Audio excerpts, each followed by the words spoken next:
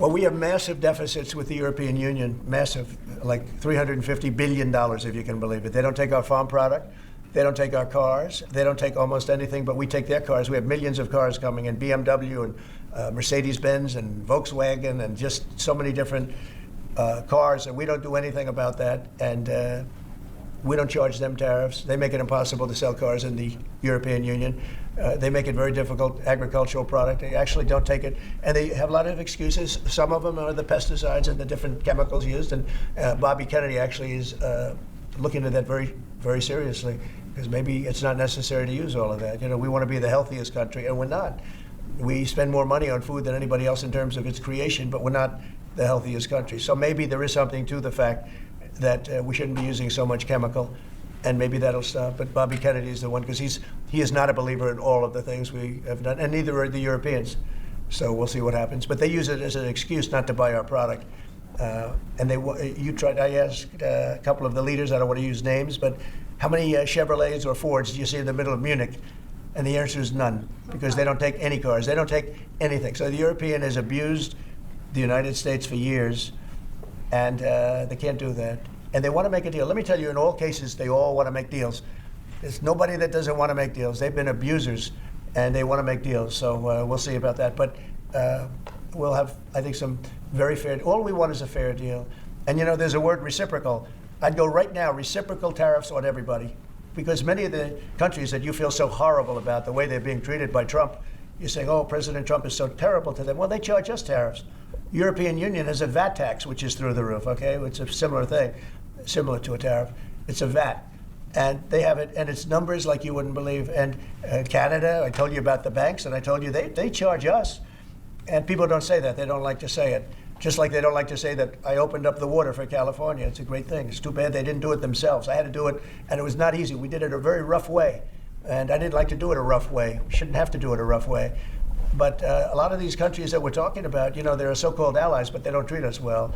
And just like I got $420 billion, and now it's actually over $600 billion, the Secretary General of NATO came in 2 weeks ago, and he said it was a miracle when Trump came in, when President Trump came into NATO, he said it was $636 billion by saying to them, no, you have to pay. And if you don't pay, we're not going to be there for you. You know, somebody has to say it, and they paid.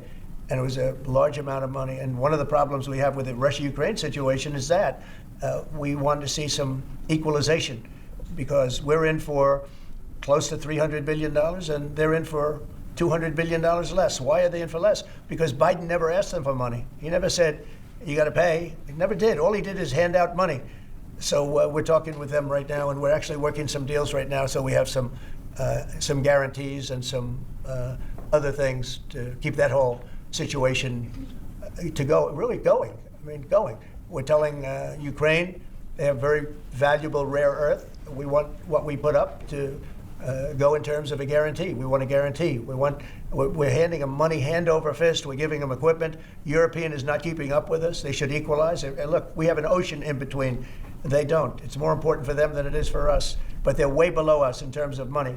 And they should be paying at least equal. They should really be paying much more than us, but let's say equal to us. And they're billions and billions of dollars below. So we're looking to do a deal with Ukraine where they're going to secure what we're giving them with their rare earth and other things. Mr. President, they used a deal with Mexico this morning. Was that partially related to the market reaction and the criticism from Mr. Murdoch's own newspaper? He called it the dumbest trade war on the editorial page on Saturday. I'm going to have to talk to him. I've been right over the Wall Street Journal many times. I will tell you. I don't agree with him on some things. No, it's not only is it not them. You're going to see. You're going to see. Every single one of those countries is dying to make a deal. You know why? Because they're ripping us off really badly. And the United States is tired of just being ripped off. And that's why we have $36 trillion in debt. We have it for a reason, because we make bad deals with everybody.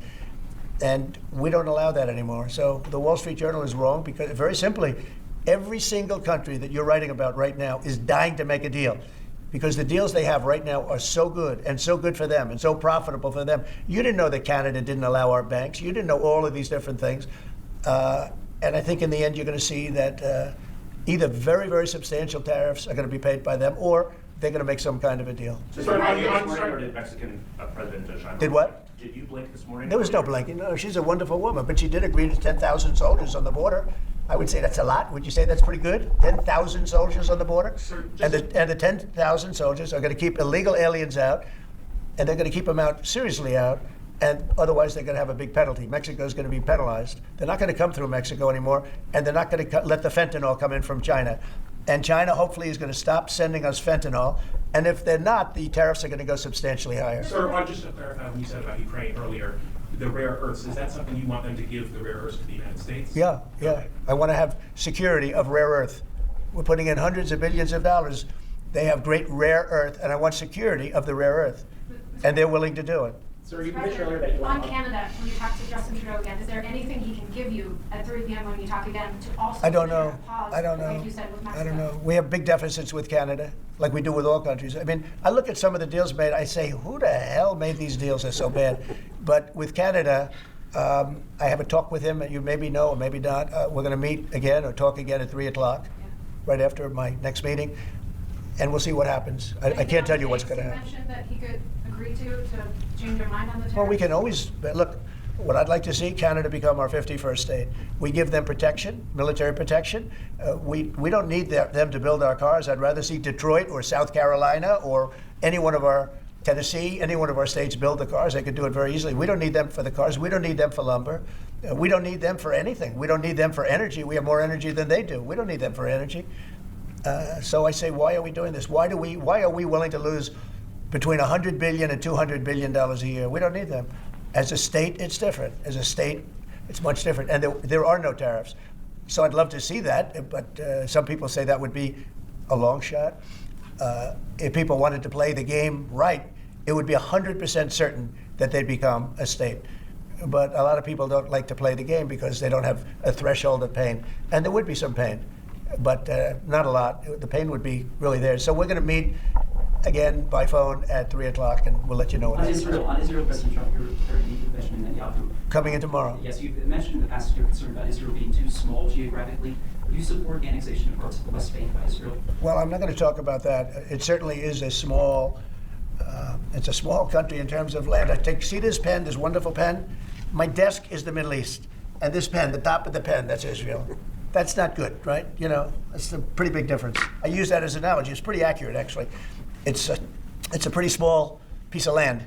And it's amazing that they've been able to do what they've been able to do when you think about it. There's a lot of good, smart brain power, but it is a very small piece of land, no question about it. Mr. President, you said earlier that Elon Musk is doing everything with your say-so. So is there everything that he has done thus far, with all the agencies, shutting off access, getting access to their own payments, that all has you're okay with all that? For the most part, yeah. If we, if there was something that didn't have my okay, I'd let you know about it really fast. And you think there are some areas where you wouldn't let him work because he has conflicts of interest? If there was a no, I haven't seen that.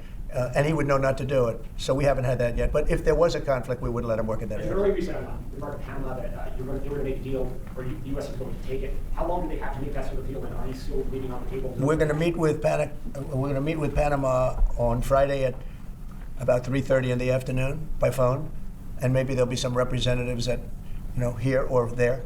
But we're going to be talking to Panama on Friday, essentially. And they've agreed to certain things, but I'm not happy with it. On the Middle East, Mr. President, if I may, do you still have doubts that the ceasefire